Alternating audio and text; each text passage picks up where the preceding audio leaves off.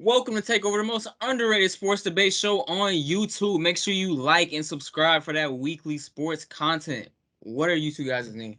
Well, Cam, they already know my name, but if they're a first-time viewer or they just have a really bad attention span, my name is Josh.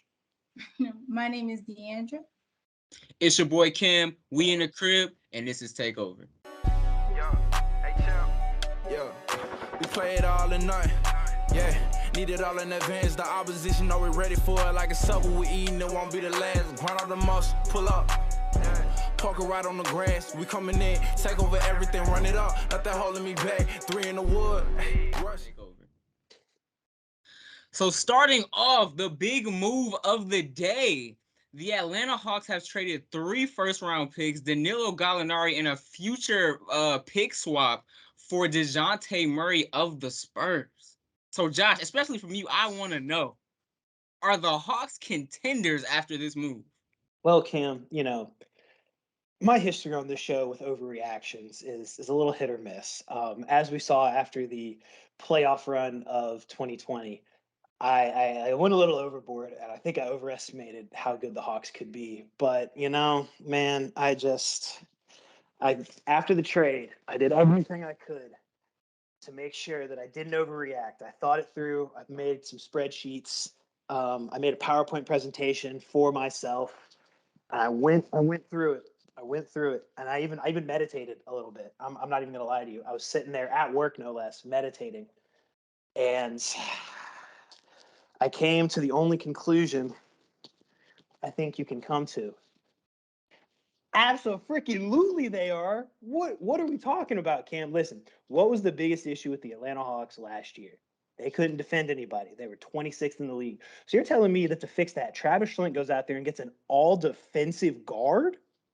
And all he gives up is a slow, aging, declining Italian power forward who, let's be honest, in the playoffs is a liability because the man can't defend a traffic cone.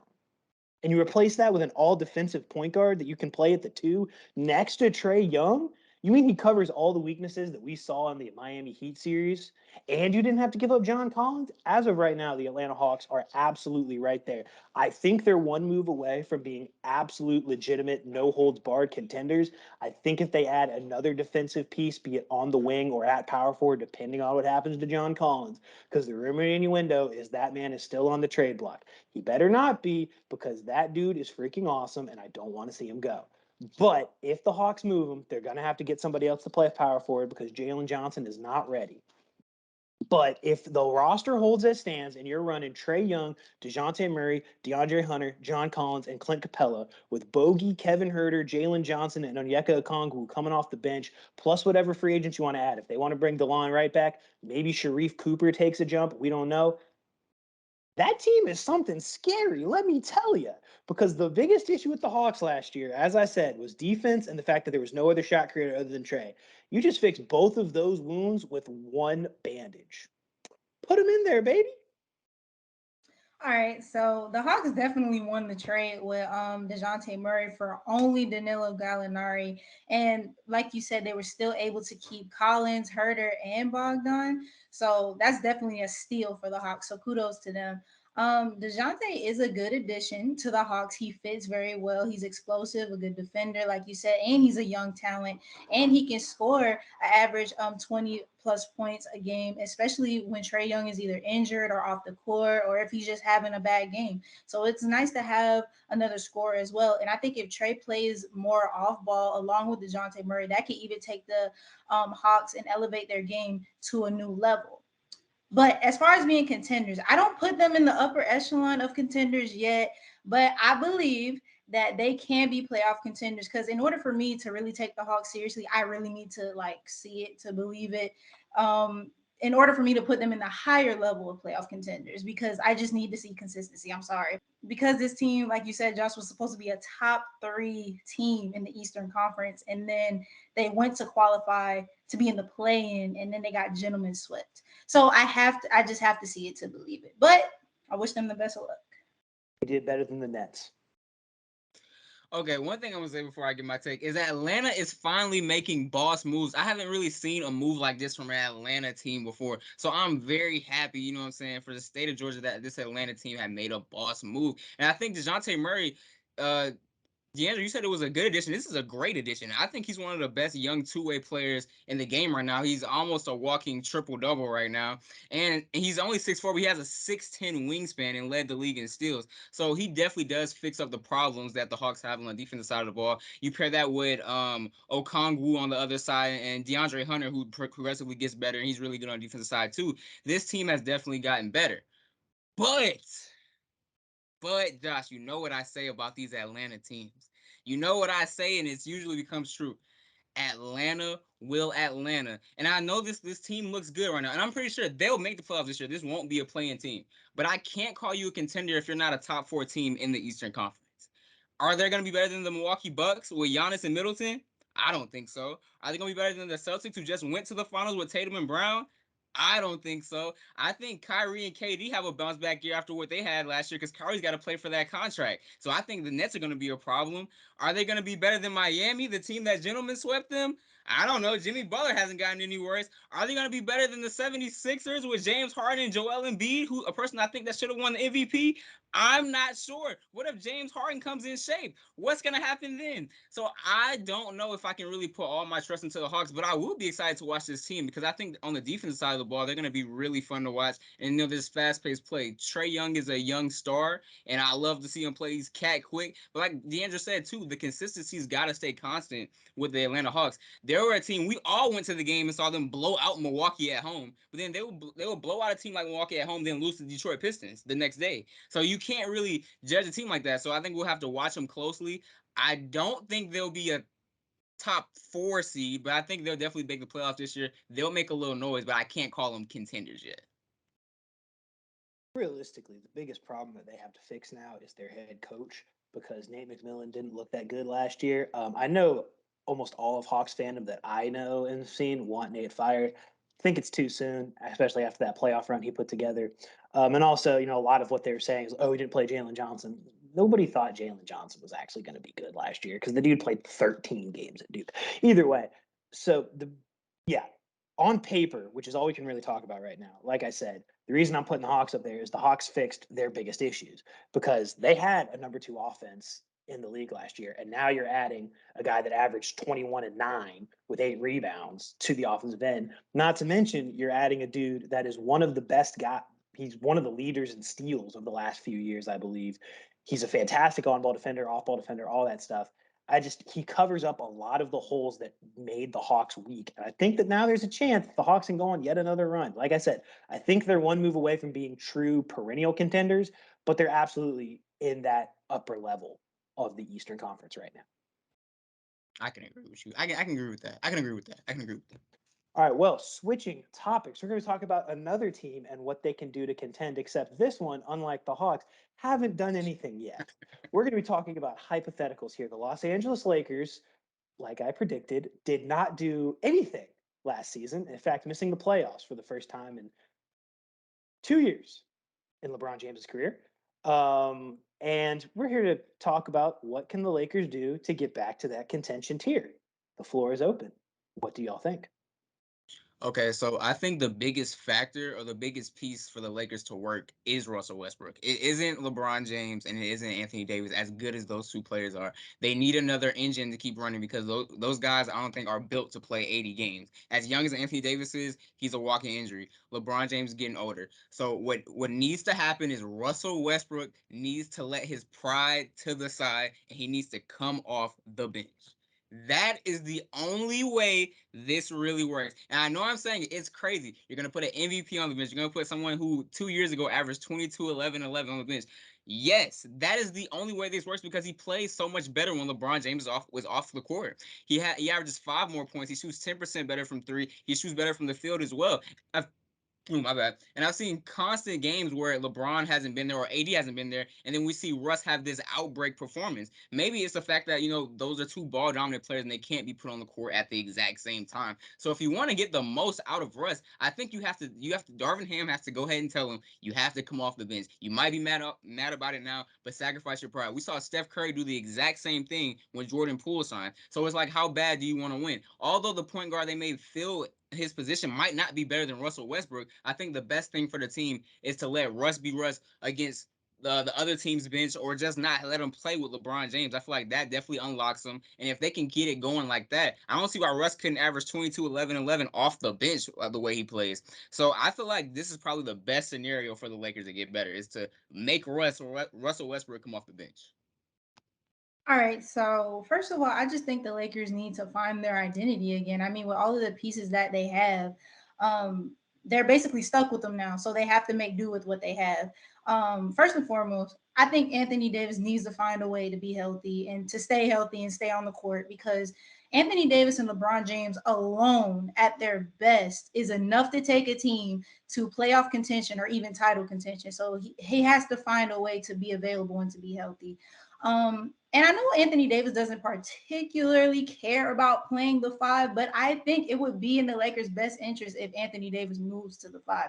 I understand he wants to work on his perimeter shot, or he wants to be a part of this new big man era where they stretch the floor. But I think it's in the Lakers' best interest, especially going against certain teams. Like, when you're going against the Nuggets, the Bucks, and the 76ers, you have a Joel Embiid and Nikola Jokic, and you have a Giannis that can match up with him. But against all these other teams, especially in a small ball lineup, Anthony Davis has the matchup every single time. So I don't see why it would be a problem for him to move to the five. Especially the Lakers struggled in rebounding. They struggled in allowing points in the paint. They allowed over 50 points per game in the paint. And I think Anthony Davis can fix that being at the five. And I totally agree with you when you say that the best case scenario is for Russ to come off the bench. I totally agree. Now, he doesn't have to do it 100% of the time, but I think it's something to consider, because it allows him to be aggressive and to play the way he plays, and he can completely wreak havoc with the second unit. And him and LeBron and Anthony Davis on the floor at the same time, they just don't work, like you said. And overall, I think this whole team needs to get a team mentality. When I mean a team mentality, everyone needs to put their wants and their egos aside and do what's best for the totality of the team, or the betterment of the team. So that's my take on that. It's going to sound like a cop out, but there's nothing the Lakers can do to be contenders, because they're not going to do it. Wait. I had a side bet with D'Angelo that you would say those exact words, Well, and you said them like that. I knew this was coming. Because Go ahead. there's no feasible way to do this. Okay, you guys are talking about all this. They got to have this team mentality. Russ has to come off the bench. Guys, they've got 8 players under contract. They've got Russell Westbrook, LeBron James, Anthony Davis under contract, all for $37 million plus or more. Talen Horton-Tucker is their next highest earner. Then after that, they've got Kendrick Nunn, Stanley Johnson, Wenyen Gabriel, and Austin Reeves. Do you know how much cap space they have?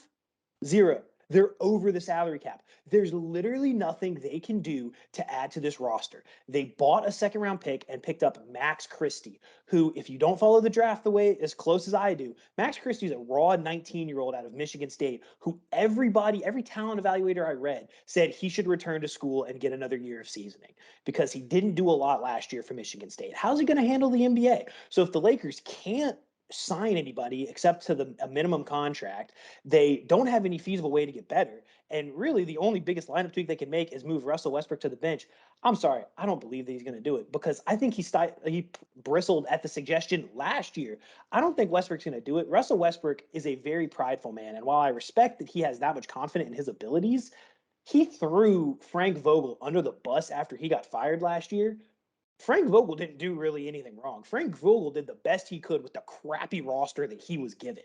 There was only so much that he could do when he was trying to fit so many square pegs into so many triangular holes.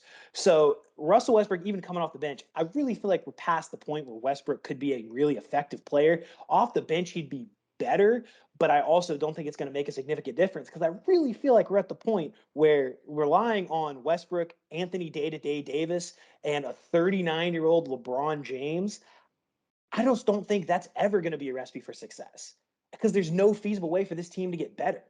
They're going to lose Malik Monk, which was their only success story last year in free agency because that man was the only one that actually played well. They're not going to be able to add anybody except on the veteran minimum. And the lure of playing with LeBron James isn't the same anymore because he doesn't have the same roster around him. Other people were willing to sign for the minimum to play with LeBron in Cleveland because he had Kyrie and Kevin Love on top of LeBron, which meant you had a great chance to succeed. Now it's like, well, there's LeBron and Davis and Westbrook and Kendrick Nunn. This team isn't going to compete. I'm sorry. I know I sound like a hater. This team's not competing. Josh, this team won the finals 2 years ago with LeBron James and Anthony Davis. If LeBron James and Anthony Davis can I know, like I said, it's speculation if they can stay on the court. Those two players itself, if Anthony Davis is playing at his best, I would argue he's a top 10 player, and so is LeBron James. But how often have we seen him play at his best?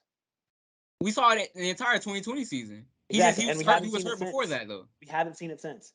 He right. was It's an been a actual year. good jump shooter that year. Now he's one of the worst jump shooters, rivaled only by his teammate Russell Westbrook. They played about 6 games together last year. That's what I'm saying. I feel like I know it's a high probability that it won't work because what we've seen the amount of ball dominance from each one of them. But I'm saying I feel like there'll be more continuity coming into this year. So saying that they won't make the playoffs again or they won't contend, I feel like is a stretch this year. I feel like they'll at least make the play. So LeBron's not making the playoffs again. I'm not going to say not make the playoffs. I feel like that's a super strong thing to be saying right now. But in the West, when you're looking at teams like the Denver Nuggets, the Phoenix Suns, the Golden State Warriors, I mean, there's so many teams out West that are good. I don't see it. Again, like I said, it's less about the people at the top. I don't trust them as much, but if they had a solid roster around them, I'd be able to buy it. But when your next best player is Talen Horton-Tucker, and right now your sixth man looks like it's either Kendrick Nunn or Stanley Johnson, that's scary, Cam. Stanley Johnson was out of the league until the Lakers picked him up. And Kendrick Nunn didn't play a game last year. I can agree with that, but Malik Monk has already stated that he would want to stay with the Lakers. So is he going to do it for a minimum when their team's throwing $10 million at him? He's not going to do it. Maybe he believes that there's another system there. I'm not saying that this is all going to work, but I'm just saying if we're looking for the best opportunity for the Lakers, I feel like there's more continuity this year. You can count out LeBron James all you want. It usually doesn't end too well because I'm pretty sure LeBron James averaged 30 points last year. So it's even LeBron had injury issues like though. That. You said what? Even LeBron had some injury issues. He still played over 50 games, though. Yeah, but that's weird for LeBron because LeBron was always the Iron Man. He only sat out when he wanted to. Now he's missing 30 games. Age might be catching up to that body, man. If age is catching up and he's averaging 30 points, though, I feel like it's catching up, but at what cost, though? It's not catching up at a fast rate, though. I'm with you. Listen, I'm not going to count out LeBron doing LeBron things. The issue, like I said, is everybody around him. I got it. Because if Anthony Davis is only healthy for 40 games, Russell Westbrook's only healthy for 50 or 60 and is ineffective in those games that he plays, and they don't have anybody else that can really do anything, what is there to do when you're competing in the West? I'll ride with you on that one. Okay. Well, that's gonna wrap up our episode. Josh, do you have anything to say? I think we're growing, guys, and I want to see some more takes in the comments. Because you got to get in on the ground floor. Don't you want to be on one of the original episodes of Takeover when we were still underground? You can say we've been there since day one, down since day one. Send us your takes because I'm friends with some of y'all. Y'all talk crazy in my Snapchats, and y'all text me and say some crazy stuff. Put it on the internet. I'm willing. We're all out here wearing this on our sleeve. All right.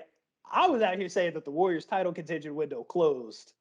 All right, I want to see y'all doing the same. All right, put that money where that mouth is. Send us some takes.